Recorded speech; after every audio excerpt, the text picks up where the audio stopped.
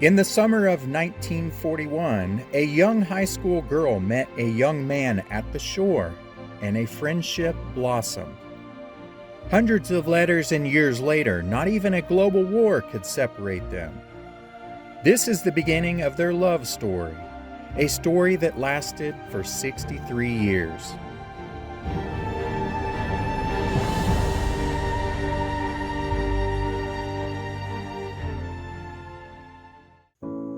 September 5th, 1941. Hi there, Grumpy.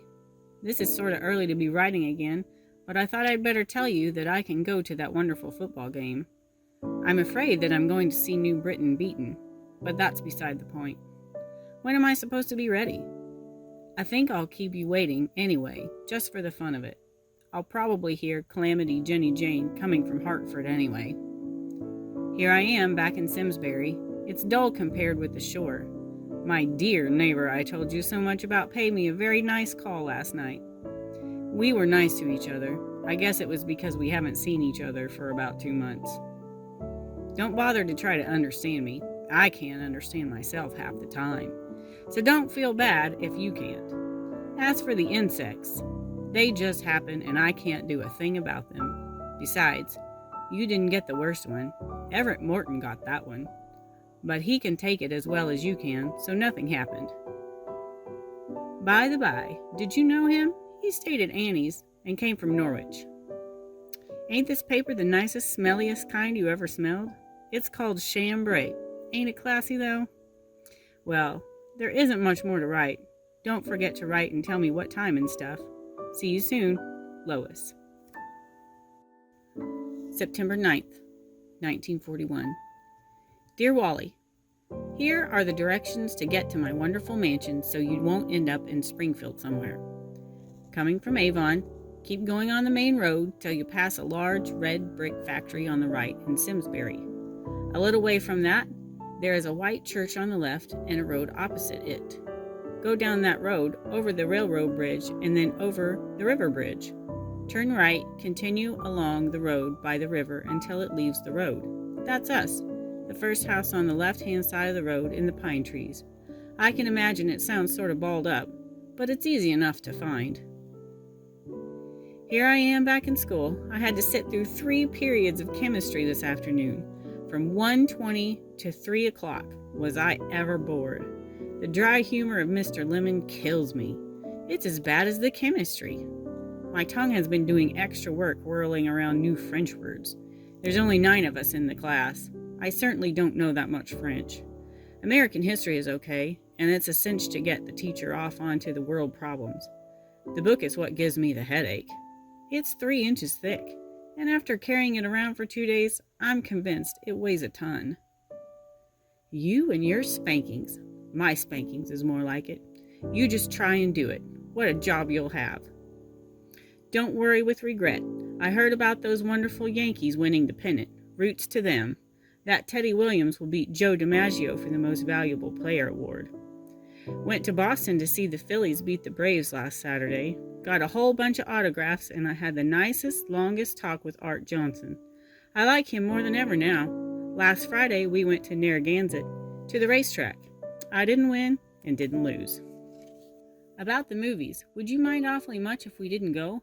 Because we're going away Sunday, and seeing as I'll be up late Friday, Mom thinks I better get home a little earlier than 11:30. Now see how wonderful it is to be an only child? See you Saturday, Lois. September 27th, 1941. Hello there. I'm sorry I didn't write before, but I've been very busy lately.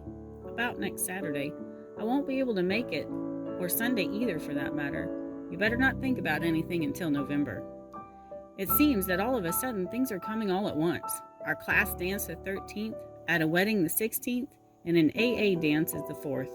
My Sundays are all taken up too, so it looks as if that's that. Our church fair was today. They made quite a bit of money. Too bad I didn't put on a mask, grab a gun, and go to work. The female population of our church is going to jump after this. Our minister is going blind, so he is having an assistant, and that assistant is still a student at the seminary. We met him at choir rehearsal Thursday night, and everybody is still fluttering. In assembly the other day, our football team showed several positions that they are going to use this year. Coach told us that we have an open date and he is trying to get a game between one of the larger school's second teams to play Simsbury High School. One of those larger teams he mentioned was New Britain. Frankly, if that idea goes through, I pity SHS. At least I'll be able to cheer for SHS because I might be a cheerleader by that time. Dad left last Tuesday for Maine and won't be back until this Tuesday. Know what? I'm going up in a P-14 bomber this month. I just can't wait. One of my gal friends knows a lieutenant at the Windsor Locks Airport, and he's going to take us up. In case we go over New Britain, I'll drop my hanky so you'll know it's me. Our dramatic club is going to give a play soon. They want me for the part of Tootsie Bean, a spinster. Imagine me a spinster. However, I get my man in the end. A guy by the name of Scoggins, a butler. Aren't the names just too wonderful? Ugh. Well, guess I'm running out of space. Until November, Lois. P.S. Don't mind the scratching. October 28th, 1941. Dear Wally, well, Mr. Smarty Pants, if you can use stationery from the place you work, I can do it too. And do I work here? Grr. That's the reason you haven't received a letter from me for such a long time. The past few weeks have been simply terrible. Our 6 weeks test was last week, and everyone was recovering the latter part of the last week and this week. Do I make myself muddy? Okay, now I'll go on. Homework. I never knew so much could exist. My day has become just one general routine full of homework. I suppose you are going out hunting Friday. I'm going to be a good girl this year. That is, until the gang comes around and persuades me that I don't want to be a good girl. I'm going to a party Thursday night. You ought to get a look at my costume. No one can say that I'm not patriotic, at least. It's red, white, blue, and silver. Miss America is the general theme. Our football team, well, you guess. Well, so far, we haven't won anything yet. It's no wonder, though, because this year's team is made up of last year's substitutes. I imagine New Britain High has a school newspaper. So does the great institution of SHS. Yours truly is a reporter and also Aunt Kitty. If you have any problems which are bothering you, just ask Aunt Kitty. That's me. Some of the questions which have come in are just plain crazy. Once more, I haven't the faintest idea how to answer them. For an example, how, for Pete's sake, would you answer this one? I've met a girl and I am deeply in love with her, but she loves another guy who isn't especially interested in her, but he is a good-looking guy and I am not. What can I do? Signed, James. Can you imagine? That's one. The pupils of SHS are sure degenerating. Thank goodness they don't know who Aunt Kitty is. I'd never live some of the answers down. Where do you think I went the other night? To the Ballet Russe de Monte Carlo at the Bushnell. It was wonderful. I wanted to go to the Student Prince the week before, but I didn't, and I'm still kicking. I'm just sitting back and waiting for an opera or an operetta to come to Hartford.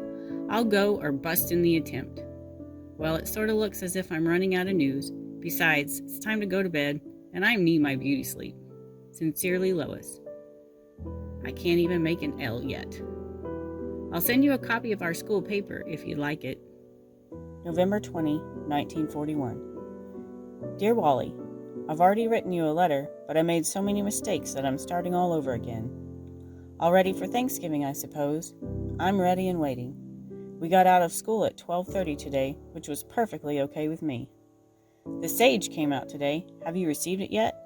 I imagine it isn't as big as New Britain's, but what can you expect from a school of 315?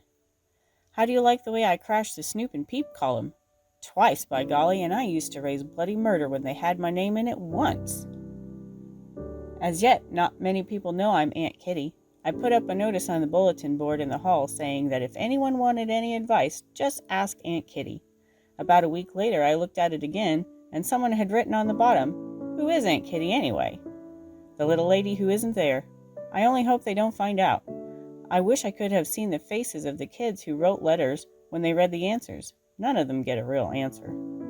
At least I have a chance to try out my Swedish on someone. I met a boy in school who is very Swedish, Sven Viden by name.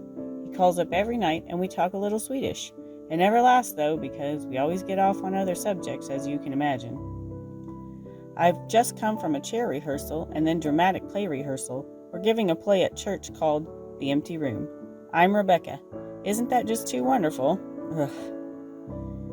Guess it's about time to turn in. Big day with the turkey tomorrow, so I'll have to rest. Be seeing you, Lois.